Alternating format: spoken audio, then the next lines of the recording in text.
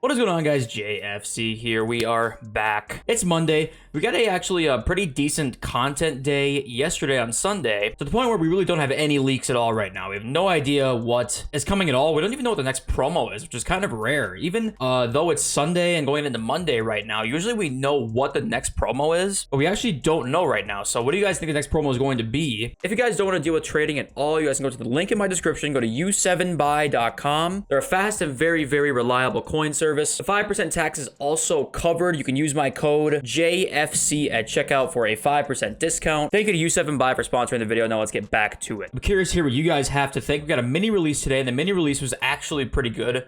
We'll look at that in a sec too, but in this video I have a 5x84 to open and the World Cup hero or regular hero player pick for the end of this video if you want to stick around to watch that. Like we talked about before, the swap token stuff being 500 FIFA points and 75k each time is crazy.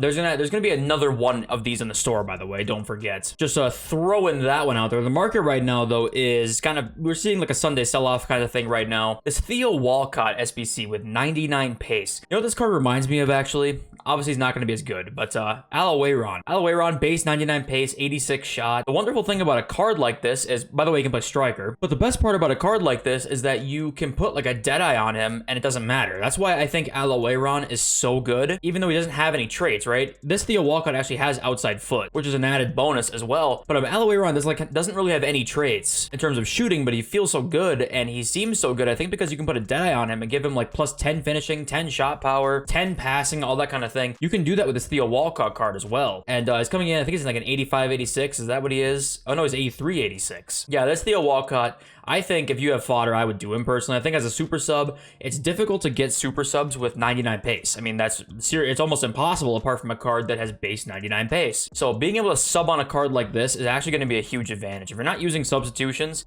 you need to be doing that. They're really vital in FIFA, and I think people kind of sleep on them a little bit. Yeah, I think Theo Walcott would be great to craft. This Vanderson SBC, I actually liked him. I can't see his card in the menu because apparently we are back in the Stone Age, and we could in FIFA 19 when we were doing this shit. We can't now, I guess. Yeah, he looks decent, but there's not much to say about Vanderson. I think most of you guys probably are passing on him. We got the 87 plus base or World Cup hero player pick. I'm 2 of 3 done. Gonna finish this squad at the end of the video. It's more expensive than it used to be, by the way. I don't know why. Like, we have less fodder now than we did before during Team of the Year when it first came out, and they made it more expensive. It makes no sense. Let's look at the mini release players quick, because they're actually, like, this is probably one of the better mini releases that we've seen in a while, honestly. We got the Cherky card, who's 5'5", and he's kind of like what I expected the card to be, really. The stats aren't like insane. They're very good. 5'5" high-low, right? That's obviously great. The finishing's only 82. The shot power is 95, which is really nice. Passing is pretty good, honestly. 88 vision, 89 short pass. The dribbling obviously is fantastic. And 88 stamina. You know, this card's really just like a Neymar. That's really all he is. 5'5" with 87 pace, 85 shot. This card's basically like a Neymar card, really. And honestly, I would be, I'm really excited to try him. I think he's going to be good. And he's going in at like 500 something K right now. Looks like he was like more expensive than that earlier. He's just kind of coming down now. I'm curious to see what his price settles at though, because like, you know, the stats are a little interesting. He's got the Liga and Links. French obviously is huge. This Sensei card, I think that's how you pronounce it. I'm not even sure.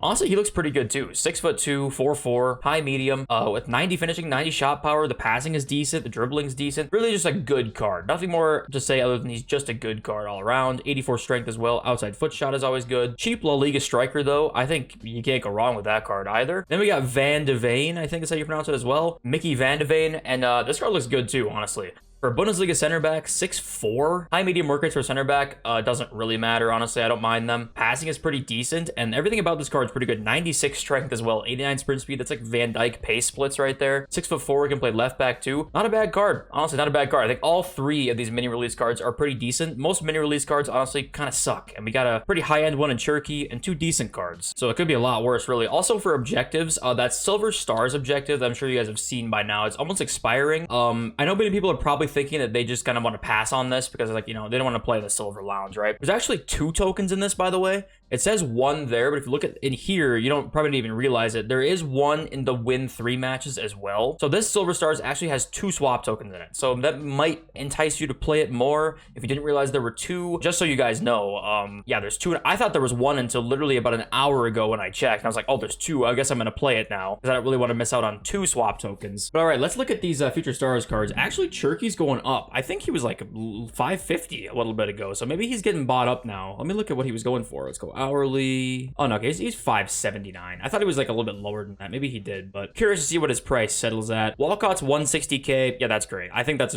just fine for that price, honestly. Mudrik's going down. I'm curious to try Mudrik. I've not tried him just yet. I'm gonna try him tonight. I had used Julian Alvarez though, sneak peek. I'm gonna make a Future Stars tier list video, but Julian Alvarez is honestly really good. I was very surprised how good or how much I liked Julian Alvarez. But right now, right now in the market, we are seeing a Sunday sell-off. Golden Mbappe down 25, 30k. Adeyemi just keeps dropping. He's going at 360. That's crazy. Hero Dirk Kuyt down. You know, a lot of these cards are just down like 20k or so. That's the usual Sunday sell-off that we're going to see. And I think with the market, there's a few things that we need to talk about really in terms of there are changes happening to the market. Like there definitely are. I think that's confirmed now. You look at it, like just look at the SBCs that we've been getting. You know, you always want to draw kind of a big picture of what EA are trying to do when you look at the totality of SBCs, packs in the store, players being released, that kind of thing. Obviously, we know the draft token upgrade's been a thing for like 7 days now. It still expires in 5 days. We have like 6 more draft tokens we can get. That's like it's like almost 15 draft tokens for every single person for nearly free, right? 82 rated squads are virtually free. If you look at these SBCs that have come out with the swap tokens in them, we're actually getting tradable packs somewhat often. I'd say almost every other one is a tradable pack. And even though, say it'll only be a tradable Prime Electrum players pack. You know, nothing too crazy, but a certain percentage of people are going to get something really good out of that. And when you release tradable packs a lot in these kinds of SBCs that get released over the course of the year, right? Many people are just eventually going to get something good worth a little bit of coins. That's going to be,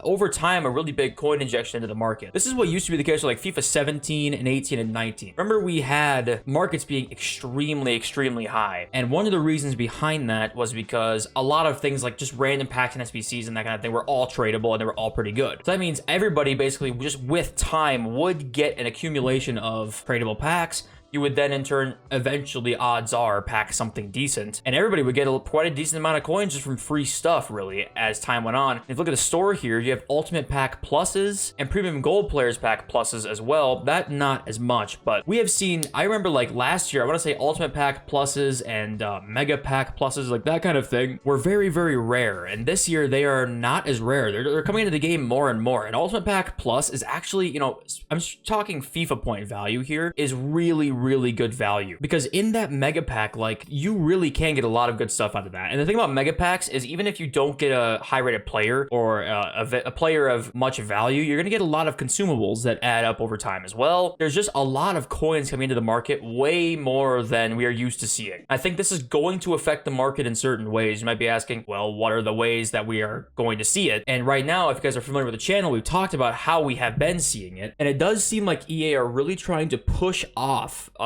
any sort of big market crash or market dip. It does seem like they're trying to do that.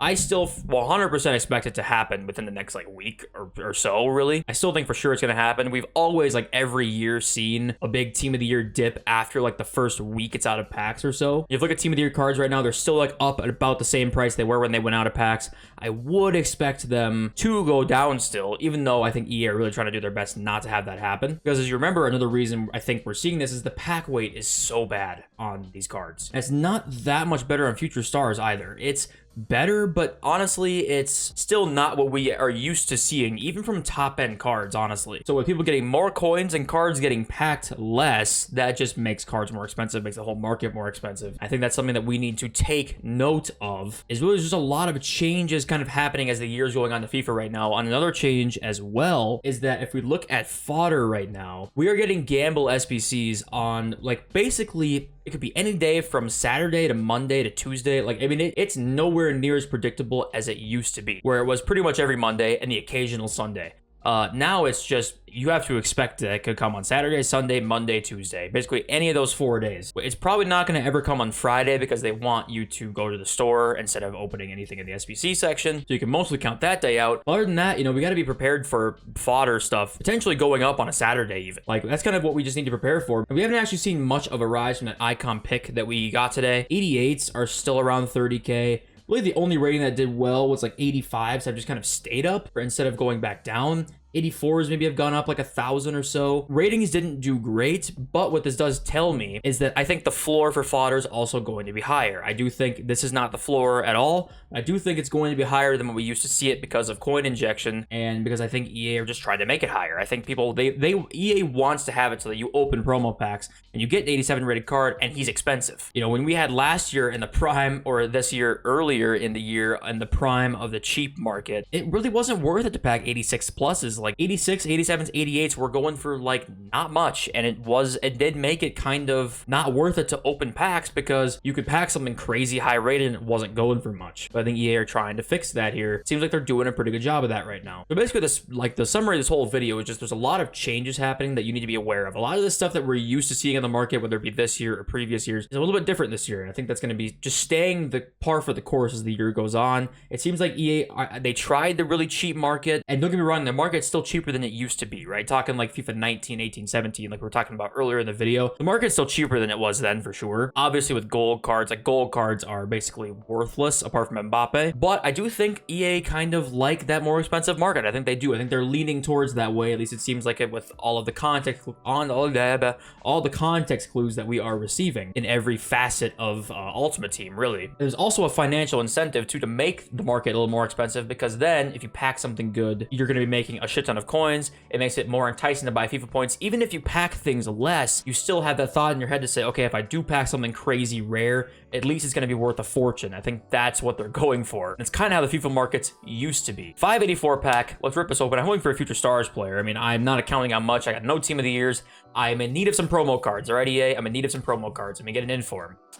That's not really a promo card, is it? Center back, Brazil. That is Dante. 40 pace. Okay, let's move swiftly on to the hero player pick. Okay, let's hope this one's better. By the way, I'll talk more about fodder and that kind of stuff tomorrow. There's not really much to talk about with that today because obviously we got our gamble pack for at least the foreseeable future.